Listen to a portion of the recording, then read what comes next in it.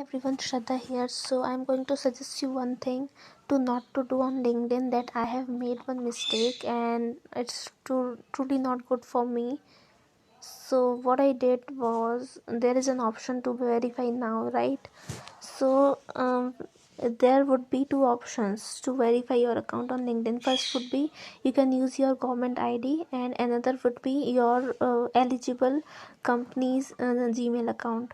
So right now I am running my own digital marketing agency, and my company is not at all showing in the list that they are using to get my account verified. You can see Medium, Notion Press and Quora, but my company Scale Up Marketing Solutions is not there in this list, right? And when they asked me, when they were showing me an option to get verified from my government ID, I uploaded that ID, and then I removed it. I was fearing that maybe like outsiders or say audience can also see it, and due to this I deleted it, but it was not like that. So I just deleted it. When you'll delete any ID once, so you won't be able to verify your account through the same way, like in the second chance or at any time whenever you want to do it.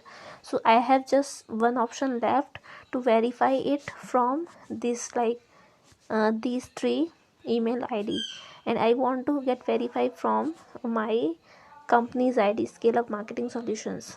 So I want you guys not to repeat the same mistake. So if you are using your government ID to verify your LinkedIn account, do not delete it, because it will be showing like that person has a verified account through government ID or something like this, but your name, serial ID or something like this will not be visible to the outsiders. So don't worry about it, and do not delete. When once you verify your account, don't delete it, because you will lose that option to verify your ID. So yeah, just wanted to share this thing. So yeah, if you like this video, please subscribe to my channel, like, comment, share, and if you want me to come with any topic, just let me know. I will be covering that topic too. Just stay tuned. Take care. Bye bye.